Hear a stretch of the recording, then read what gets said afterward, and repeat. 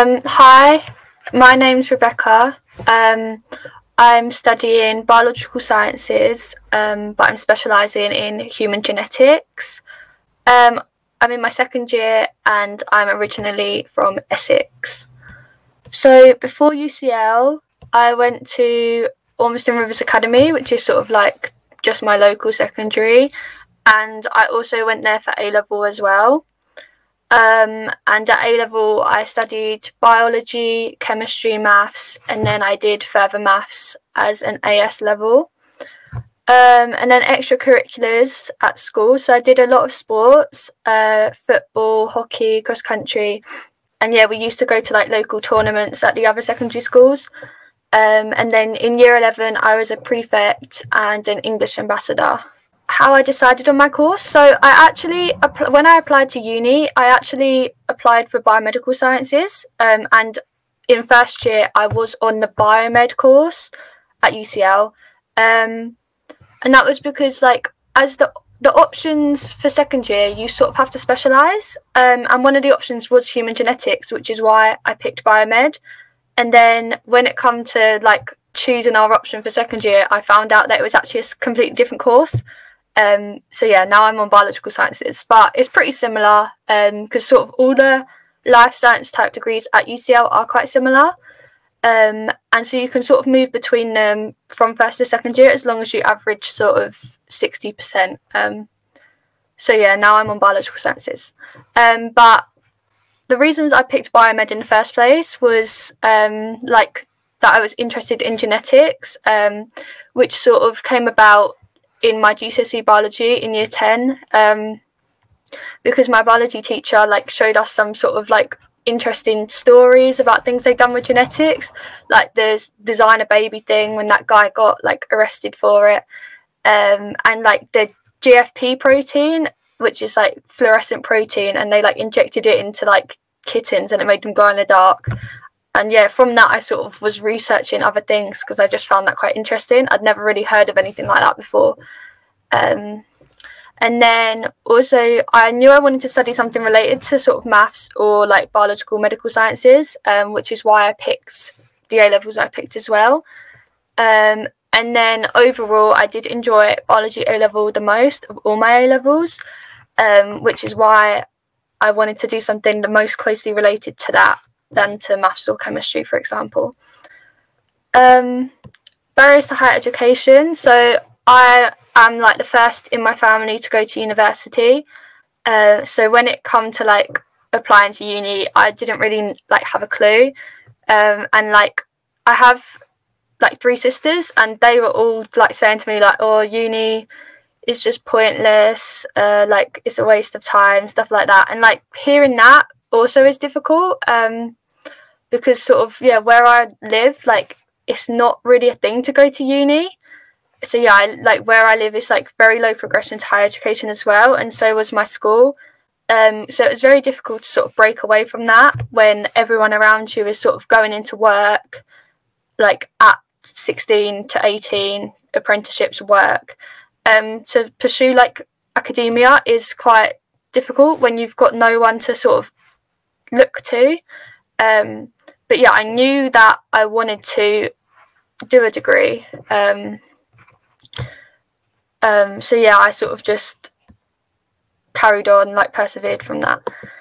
So yeah, how I overcome some of those barriers was I did the Sutton Trust UCL summer school in year 12, which gave me an insight into uni, and I also got to meet a lot of people through that, other students who were in a similar situation, from low progression to education backgrounds and other underrepresented groups sort of thing. And I think that was really helpful to sort of feel more uni could be an option for me. And I also participated in extracurriculars outside of school. So I did the UCL masterclasses, which you can do for free online, and also some volunteering, which was sort of just at my local library. But I feel when it comes to a personal statement, you just want something to put on it, sort of. So any opportunity you can get, I didn't really have the option to volunteer anywhere super fancy, but yeah, I feel that just makes you look more like a well-rounded applicant. And then as part of the Sutton Trust Summer School, there was also the Oscar platform, which is like you get a mentor to help you write your personal statement. And that was really helpful because like the idea of writing my personal statement was really daunting, and my school couldn't really offer any support because it wasn't really that much of a thing to go to uni. So yeah, everything I needed to do had to be sort of off my own back. So having that was really helpful. And then my UCL experience. So my course has given me the opportunity of a year abroad, which would be next year. And yeah, I am going to be applying for that. And then you can sort of go to another university that's partnered with UCL. So I'm most interested in going to either the US or Singapore, I think, but we'll see with that. And then skills I've learned from studying my subject, so like lab related skills, because we do a lot of like labs, so like wet labs, dry labs, so using microscopes and like PCR machines and things, and then also sort of more computer based things, and also coding, so like with R, which is like a coding language. I've learnt like a lot of that from my course because I do like a computational biology module, which I found really interesting, and it's also quite linked to genetics specifically because of like the Human Genome Project. There's a lot of coding in like DNA based things, so yeah, that is something I am really interested in and that I wouldn't have known about without studying my course. And then experiencing UCL, so I live at home with my parents this year, and I lived in halls in first year for a few months, but I didn't really like it, so I moved home. So yeah, I commute from Essex every day on the train. Also just to sort of save money as well, because it's like very expensive to live in London. But if that's not an option for you, there's always like other things. So, and then things that like support from UCL. So there's the Careers Extra, which is available to sort of access students. So like if you're from an underrepresented background, and through that there's like careers buddies and alumni mentoring, which is where like a student who has already graduated from UCL can like give you advice. And I think that is a really like helpful scheme sort of thing, the whole Careers Extra, because like it's one thing getting to uni, but knowing what to do after that is like equally as difficult. So having that extra support is really helpful. And then also there's like the student support and wellbeing, who can offer like therapy and like help if you're struggling with any like issues while you're at uni, and it's all like free. And then as being like an access student, you also get priority to work as an ambassador doing these sorts of things, which I think gives you really good like life experience as well, and improves your confidence in sort of public speaking and working with different groups. But also it's like a way to earn money to help support like being a university student.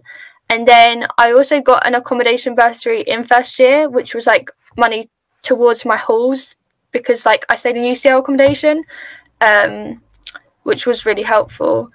And then my favourite thing about UCL is the same as like Prisha said, like the location, just sort of being in central London.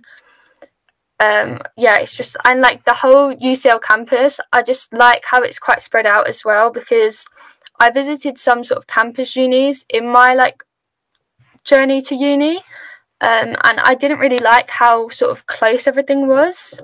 So yeah, it sort of makes it feel a lot more open, and yeah, it's just like there's always stuff going on, and yeah, I just like love sort of being in such like a bustling atmosphere sort of thing. And then future plans, so I want to pursue like a postgraduate research degree after my degree, in something related to genetics. And yeah, I'm not sure if I'd want to continue at UCL for this, but we'll see. And then advice to my year 12 self. So I'd say to like in year 12 to focus more on sort of your extracurriculars, because I feel like in year 12, at least for me, like the studies weren't that intense. Like we didn't really do AS, so there wasn't that much you had to focus on. So sort of building up things you can mention on your personal statement is like a lot more important, I'd say, than spending loads and loads of time studying, because you've got year 13 for that. And then to start sort of visiting universities as soon as you can, because there's no point applying to a uni that you've never been to, because you might like get there and you don't like it. Like how I discovered from visiting unis that I didn't think I wanted to go to a campus uni. If I didn't visit unis, I wouldn't have realised that about myself. So I think that was really important. And also to like start saving money up, because when you get to uni, you realise like you can never have enough money. Like it's very expensive just being a student, and if you want to enjoy yourself, it is helpful to have money saved up so you don't have to worry about it. But there's always options to work whilst you're at uni, so like it doesn't need to be that big of like a thing to focus on. But I think if you've got free time and you're able to get a part-time job, then it's always helpful to do that, especially in year 12, because year 13 gets a lot more busy. So if you can save up some money now rather than in year 13, then that is really helpful. So yeah.